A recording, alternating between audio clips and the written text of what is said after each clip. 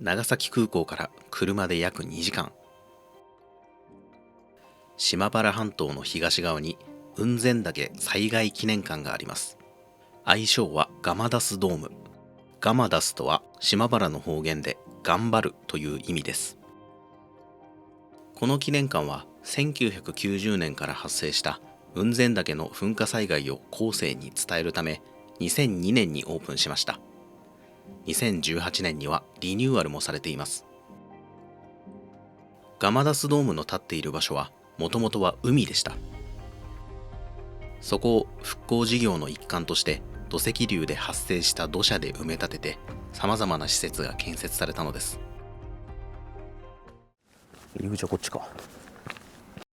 館内はエリアごとに料金が分かれていて、この施設の肝となる常設展示を見るなら大人1050円です。また子供が遊ぶための子供ジオパークやワークショップを行うワンダーラボといったエリアがあります。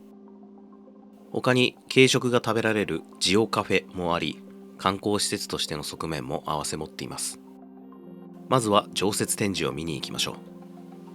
常設展示の動線はややこしくなっていますが、各展示の脇に大きな数字で順番が書いてあるので、それに沿っていきましょう。ただ、定期的に映像資料の上映が行われるので、その時はそちらを優先した方がいいと思います。この時もちょうど入館した直後に大噴火シアターでの上映が始まったので、そちらを優先しました。CG と再現ドラマを組み合わせた映像で、6月3日の大火砕流を描いており、とてもよくできています。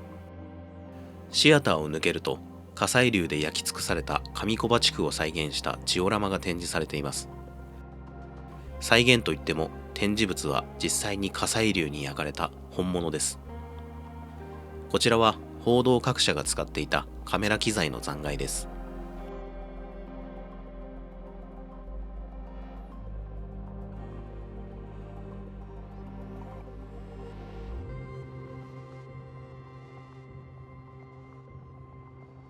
消防団の衣服も焼け跡から発見されており、焼けたカッパには上木場地区消防団を表す13という数字がうっすらと見えています。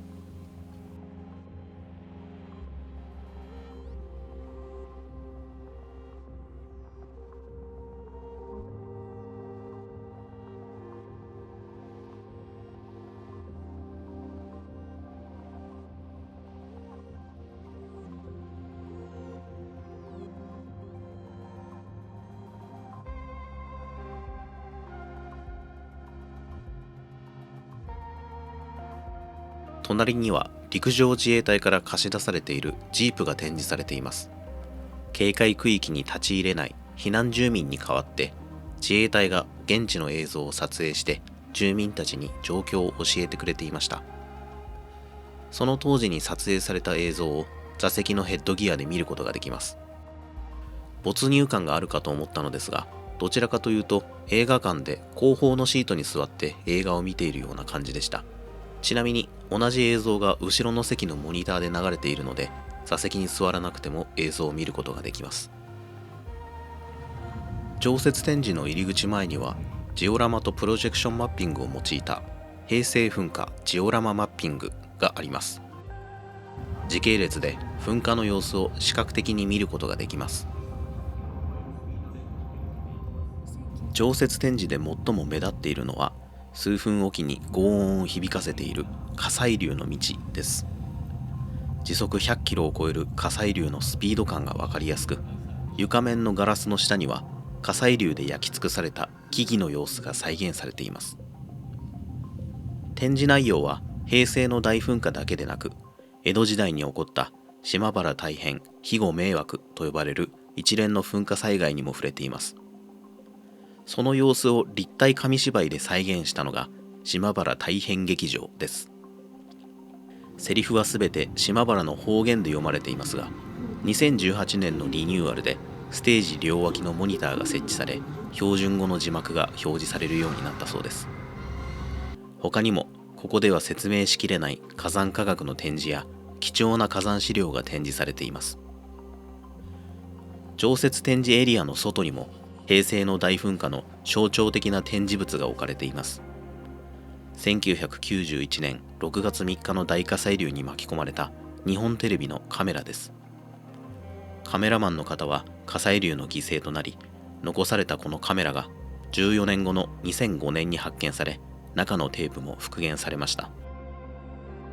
隣ではその復元映像を使った日本テレビのドキュメンタリー番組や、火砕流から30年後の2021年に制作されたドキュメンタリー番組が流れています。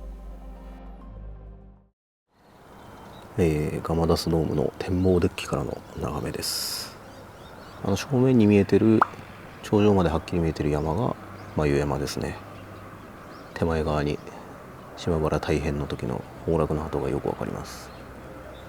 でその左後ろのちょっと雲で上の方が隠れてるのが、平成新山があるんでしょうけど、ちょっと隠れてしまってますね。そこの下の方にちょっと小さい山があって、その手前のところが、上小場地区ですね。43名の犠牲者を出した。で反対側が有明海と、綺麗ですね。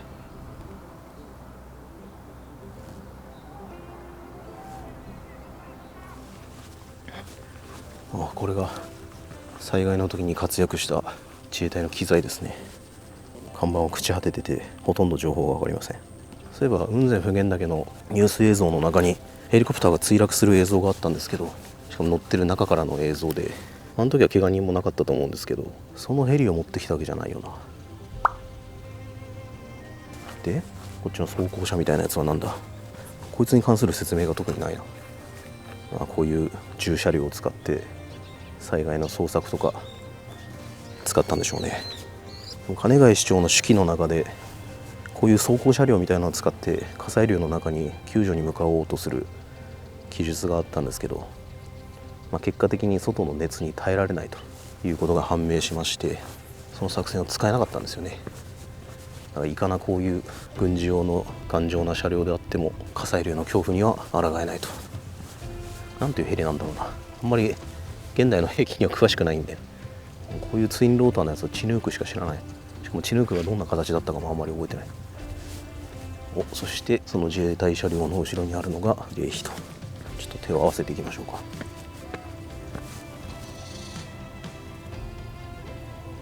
ちょっと入れとくか。ここは雲仙普賢岳噴火災害消防殉職者の碑。消防の方々の慰霊碑ですね。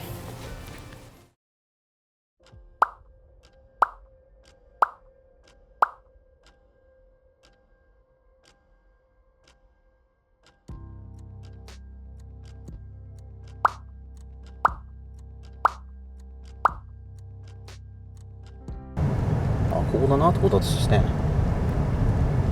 った、火砕流到達地点。左側だった。すげえ。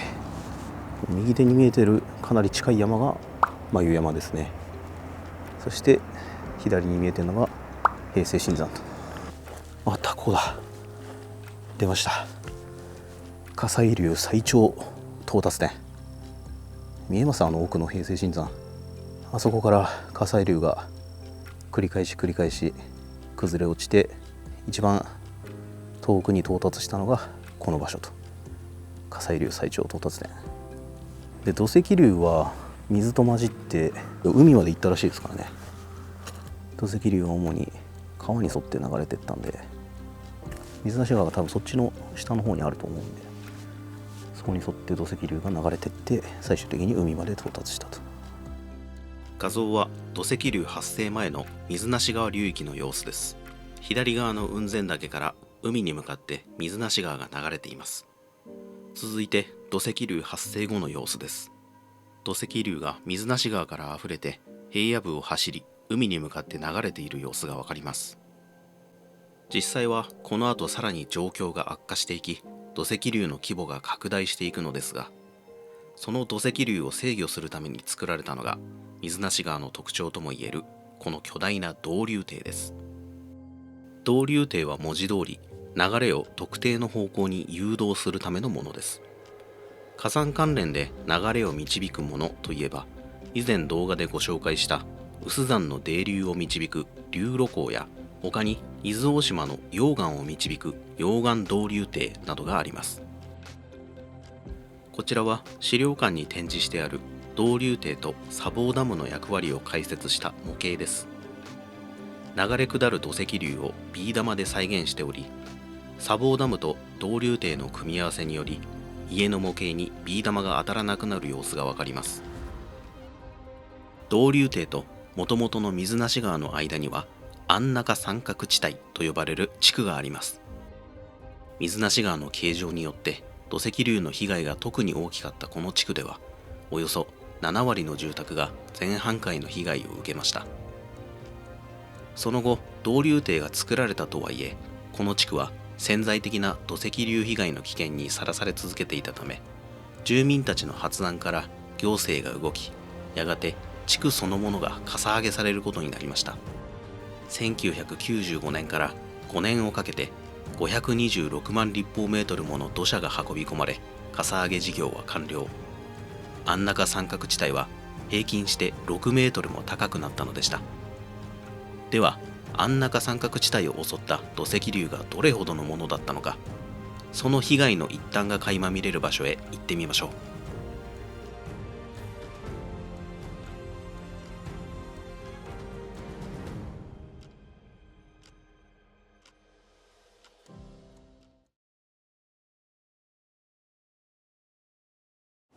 道の駅ひまわり。左に行ったら道の駅ひまわり。武家屋敷みたいなやつか。で、こっちに行ったら土石流被災家屋保存公園と。ここは道の駅に併設された土石流被災家屋保存公園です。土石流で埋没した家屋を当時の姿のまま保存しています。ただし、経年劣化により崩壊の危険が出てきた2棟の家が2021年度に解体されてしまいました。噴火で平成4年8月9日の土石流により埋没いたしました。人的被害はありませんでした。永久保存し後世に伝えます。うわあ、ここか。 2,3 年前になんか崩落が始まったからっつって撤去されちゃったんですよね。永久保存といえど、こっち分かりやすいですね。家があったんだな、ここに。これ分かります？目の前に見えてるのが1階の屋根ですよ。で、これが2階部分。ここに玄関っぽいのがある。もうすっかり土石流で埋まっちゃってますね。よし、じゃあこのドームの中入ってみますか。